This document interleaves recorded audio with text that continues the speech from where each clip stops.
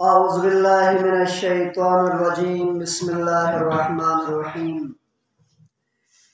رب اشرح لي صدري ويسر لي أمري واحلل عقدة من لساني يفقهوا قولي أما بعد فقد قال الله تبارك وتعالى في محكم كتابه المجيد بسم الله الرحمن الرحيم وأوحينا إلى أم موسى ان ارضعیہ فاذا خفت علیہ۔ محترم مومنین ذوی احترام، بات یہاں پہنچی تھی کہ اگر خداوند متعال اور خدائے مہربان اور خدائے رحمان رحیم کو اگر کوئی شخص چاہے تو اس چاہت کے جو اثرات ہیں وہ بے نہایت ہیں۔ ذات پروردگار کو چاہنے کے جو مثبت اثرات ہیں وہ بے نہایت ہیں، وہ عقل انسانی سے جو ہے بہت دور ہے، یعنی عقل انسانی میں سمونے والے نتیجہ نہیں ہیں، بہت زیادہ مثبت آثار اور نتیجہ ذات پروردگار عطا کرے گا۔ ان آثار کے بارے میں ہم قرآن میں آیا ہے، ہم انبیاء کے اور ائمہ اطہار کے روایات اور فرامین میں اثرات چاہت پروردگار موجود ہے، اور یہ آثار چاہنے کا جو آثار جو ہمیں ملیں گے یہ انسان کے دل، انسان کے عمل اور انسان کے اخلاق میں نمودار ہوں گے۔ کون کس قدر خدا کو چاہ رہا ہے اگر دیکھنا ہے تو اس کے عمل کو دیکھو، اس کے اخلاق کو دیکھو اور اس کے افعال کو دیکھو۔ ان تین چیزوں سے، اس کے دل کو دیکھو، ان چیزوں سے ہمیں پتہ چلے گا یہ ذات پروردگار کے چاہنے والے ہیں یا خدا کے مخالف کے چاہنے والے ہیں۔ خدا انہی چیزوں کے ذریعے سے ہمیں آثار کو نمودار کرے گا۔ لیکن آثار کو نمودار ہو گیا، ایک آدمی کا اخلاق بتا رہا ہے یہ خدا کی چاہت میں غرق ہے، ایک انسان کا عمل بتا رہا ہے کہ یہ چاہت پروردگار میں غرق ہے، ایک انسان کا اخلاق اور کردار بتائے گا کہ یہ کس قدر ذات پروردگار سے محبت کرنے والا ہے، لیکن پتہ تو چل گیا چاہنے والا ہے، لیکن اس کا نتیجہ کامل کہاں ملے گا؟ آپ میں سے کسی نے خدا کو بہت چاہا تو آپ کو اس دنیا میں ملے گا یا آخرت میں ملے گا؟ فرماتے ہیں کہ چاہت پروردگار کا جو نتیجہ کامل ہے وہ اس دنیا میں ملنا ممکن ہی نہیں ہے۔ اس قدر خداوند متعال اس چاہنے والے کو، اپنے چاہنے والے کو عطا کرے گا، یہ دنیا جو ہے اس عطا کی نسبت بہت چھوٹی ہے، یہ دنیا حقیر ہے، اس دنیا کے اندر اتنی ظرفیت نہیں ہے کہ آثار ایمان اور آثار اخلاق اور آثار عمل کا نتیجہ یہاں مل سکے۔ ہم جو خدا کو چاہتے ہیں اس کے آثار عطا کرنے کے لیے جو دنیا ذات پروردگار کے پاس چھوٹی ہے، لہذا خداوند متعال اس کا کم از کم آثار کہاں رکھتا ہے؟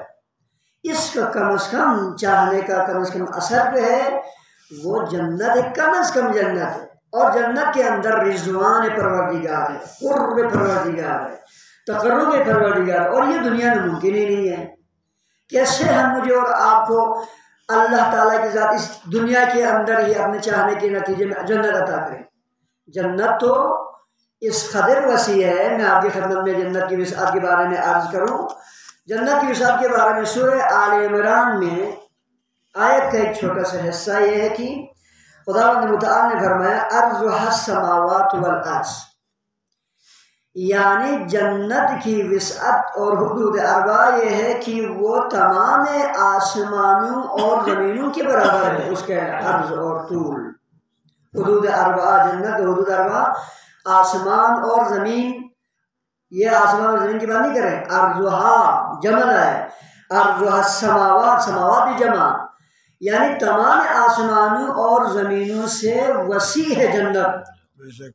یعنی اب آپ کہیں گے کہ یہ آسمان اور زمین کتنی وسیع ہے، تو کسی بزرگ عالم دین نے کہا کہ اس آسمان کے ایک کہکشان تک پہنچنے کے لیے اگر ایک ایسا مشین ایجاد ہو جائے کہ جو ہر منٹ میں کم از کم 3 لاکھ کلومیٹر طے کرتا، ہر منٹ میں 3 لاکھ کلومیٹر طے کرنے والے کسی راکٹ میں بیٹھ کر اگر اس آسمان کے ایک کہکشاں تک جانا چاہے تو مجھے اور آپ کو 5 ملین سال درکار ہے۔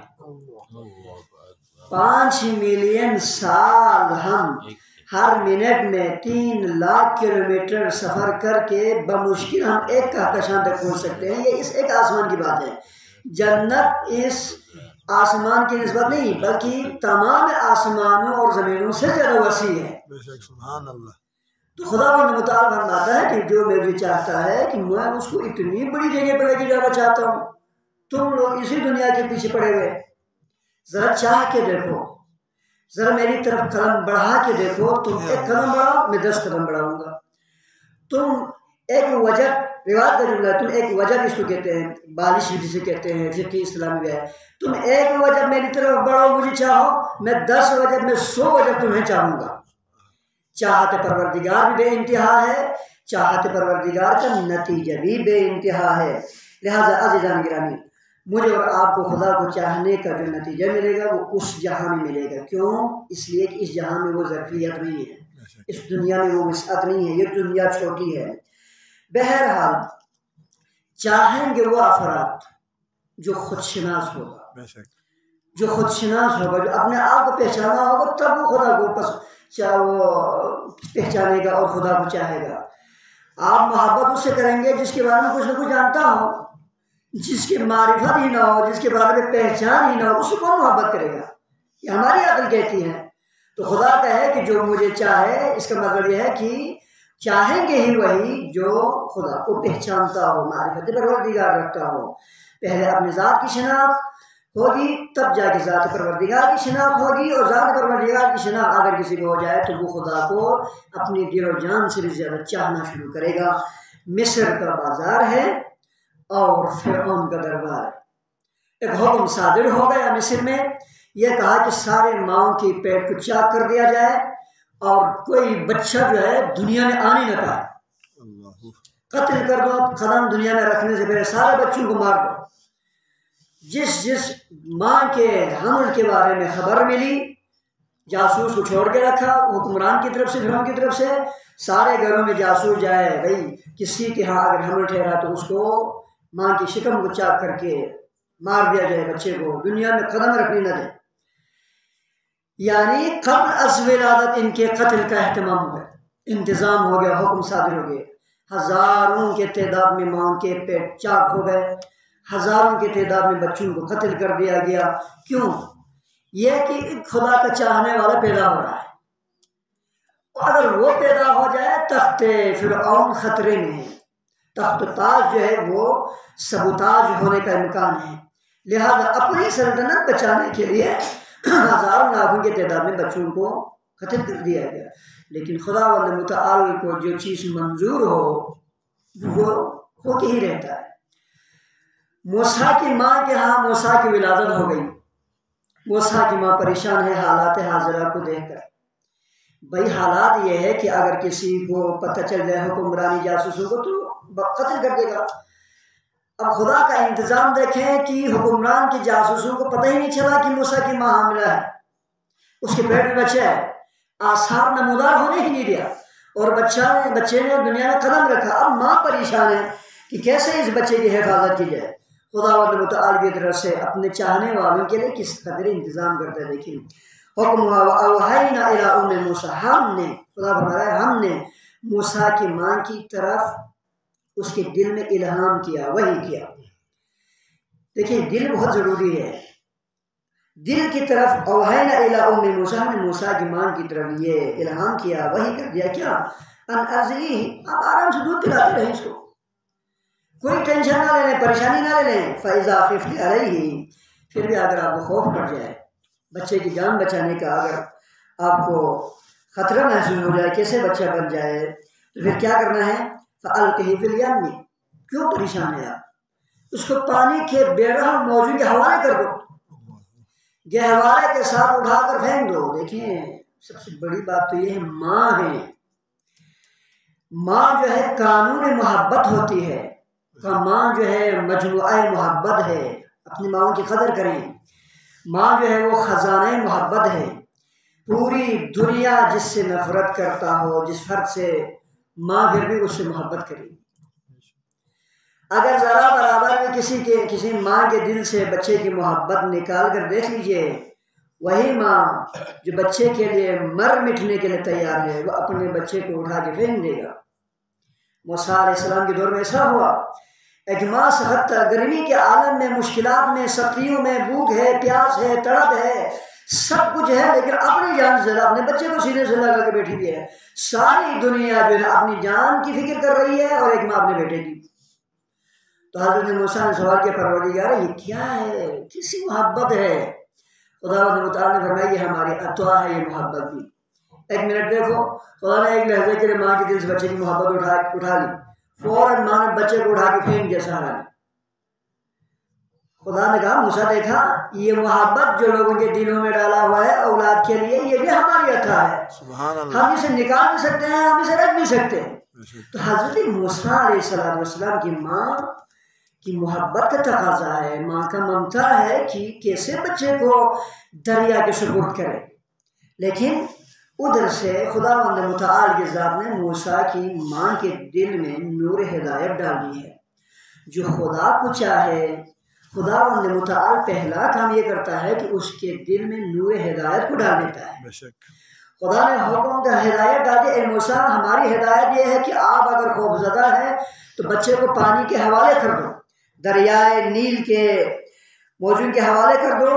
اور کیا کہا، وَلَا تَخَافِي وَلَا تَحْزَنِي، اے ماں خوفزدہ نہیں ہونا ہے، وَلَا تَحْزَنِي غم نہیں کھانا، غم و اندوہ کا شکار نہیں ہونا۔ خدا دیکھیں اس کے دل کو تسلی بھی دے رہا ہے، ہدایت بھی کر رہا ہے، کیا کرنا ہے دستور بھی دے رہا ہے۔ پھر کو پہلے کہا دودھ پلاؤ، پھر کہا اس کو گہوارے میں رکھو، صندوق میں رکھو اس کو، پھر کہا کہ لے جاؤ دریا کے پاس، پھر کہا اس کو پھینک دو پانی کے حوالے۔ اس کے بعد تسلی دیتے ہوئے فرماتے ہیں جن کے خدا کو پتہ ہے کہ ماں کا دل ہے، کہا وَلَا تَخَافِي خوف مت کھائے، وَلَا تَحْزَنِي غم نہ کھائیں، کوئی پریشانی نہیں ہے، اِنَّا رَادُّوهُ إِلَيْكِ، اے موسیٰ کی ماں یہ میں تمہیں پلٹا دوں گا، واپس کر دوں گا۔ تمہیں بچہ پھینکا ہے ہماری حکم کے عمل کرتے ہوئے، وَجَاعِلُوهُ مِنَ الْمُرْسَلِينَ، میں اسے پیغمبر بنا کے واپس کر دوں گا تجھے۔ جو خدا کو چاہے گا، خداوند متعال کے دستورات پہ عمل کرے گا، خدا اس کے دل کے اندر ہدایت ڈالے گا اور اس کی تمام مشکلات کی گھڑی میں اس کی مدد کرے گا۔ جَاعِلُوهُ مِنَ الْمُرْسَلِينَ، اے موسیٰ کی ماں میں اس بچے کو مرسلین میں سے بنا کر قرار دے کر تمہیں واپس پلٹا دوں گا، اسے دیں گے۔ عزیزان گرامی، موسیٰ کی ماں نے اللہ کے حکم پر عمل کی اور اسے پھینک دیا۔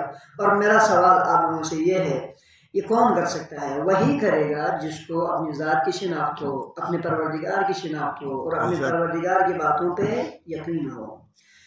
ایک آدمی جو ہے بہت عبادت گزار، میں مختصر کرنے جا رہا ہوں، ایک آدمی بہت عبادت گزار تھے، عبادتوں پہ عبادت، سجدے پہ سجدے، ہاں جی، وہ گھر چھوڑا، ہر بار ہر چیز چھوڑ دیا، اللہ اللہ کرنے کے لیے سہارا کی طرف نکل کر عبادت کر رہے تھے۔ شیطان کو درد ہوا، کہا یہ بندہ کیوں اس قدر عبادت کرتا ہے؟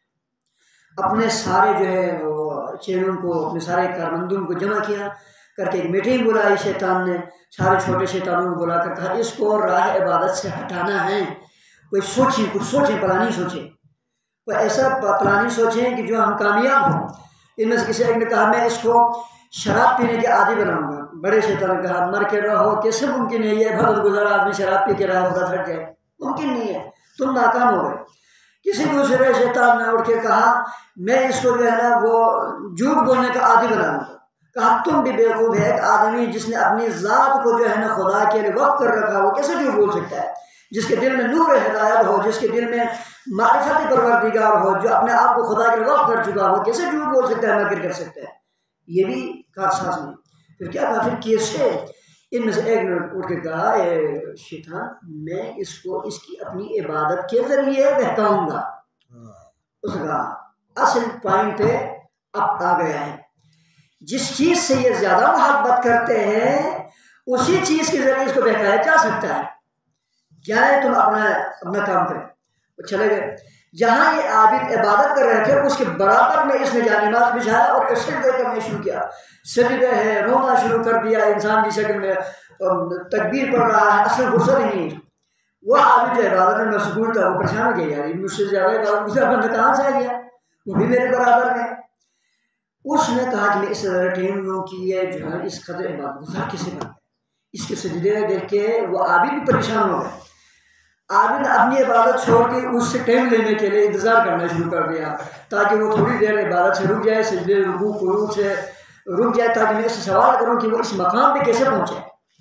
مشکل سے اس شیطان نے، اس کے پتہ کہ شیطان مشکل سے شیطان نے تھوڑی دیر ٹائم دیا. کیا سوال ہے؟ مجھے میری عبادت میں وہ نہیں ہونی چاہیے، خلل نہیں ہونی چاہیے. کہا بھائی میں اتنے سالوں سے عبادت کر رہا ہوں، اتنی عبادت وہ تو میں نہیں کر سکتا، تو تمہارے پاس ایک لمحہ ٹائم نہیں ہے، اتنے رکوع، اتنے سجدے، اتنے قیام، اتنی تکبیریں کیسے ہوں؟ اس نے کہا اگر میں جس مقام پہ پہنچنا چاہتا ہوں، اگر اس مقام کو حاصل کرنا چاہتے ہوں تو میں ایک کام کرنا پڑے. کیا ہے؟ فلاں جگہ پر گناہ کا ایک وسیلہ ہے، وہ گناہ کر کے آ جاؤ اور اس کے بعد توبہ کرو. توبہ کرے گا پھر یہی مقام تمہیں حاصل ہوگا میرا. میں نے یہی کیا اور خدا نے مجھے وہی مقام عطا کیا. تو عابد سوچنے لگے یار گناہ کروں اور پھر جا کے وہ توبہ کروں، پھر یہ مقام ملنا ہے تو پھر میں کیوں ایسا نہ کروں؟ مجھے تو مقام چاہیے، مجھے تو اللہ کے ہاں قرب چاہیے، میں تو اللہ کے لیے اپنے آپ کو وقف کر چکا ہوں. تو اگر ایسا ہی ہے تو پھر کہاں ہے وہ جگہ؟ ایڈریس دیا شیطان نے فوراً. وہ بندہ چلا گیا، گناہ کی طرف چلے گئے. جب وہ جہاں پر اس نے گناہ کرنا تھا اس مقام کے اوپر پہنچا، خداوند متعال اپنے چاہنے والوں کے دل میں کس طرح ہدایت ڈالتا ہے میں یہ کہنا چاہ رہا ہوں. اس مکان کے نزدیک پہنچا، اچانک اس کے دل میں الہام ہوا یہ بندے خدا ممکن ہے جس بندے نے تمہیں یہاں بھیجا وہ شیطان ہو. دل میں یہ بات آ گئی، خدا نے یہ بات ڈال دی اس کے دل. ممکن ہے وہ شیطان ہو، وہ تمہیں بہکانا چاہتا ہو. کیسے ممکن ہے کہ ایک آدمی گناہ کرے، اس کی پرسنالٹی پر، اس کے نام اعمال پر ایک دبا لگ جائے تو اس دبے کا دھونا مشکل ہے. بہتر نہیں ہے کہ تم وہ دبا لگنے ہی نہ دو، بیمار ہونے سے پہلے پرہیز کر کے اس بیماری کو پاس آنے ہی نہ دو. اچانک اس کے دل میں الہام آیا اور یہ کہا اگر پھر بھی تمہیں یقین نہیں آتا تو ذرا تم اپنے اس مقام عبادت پہ واپس جا کر دیکھو. اگر وہ عابد اب بھی عبادت کر رہا ہے تو سمجھو وہ صحیح ہے، لیکن اگر وہ غائب ہے تو سمجھو وہ شیطان ہے.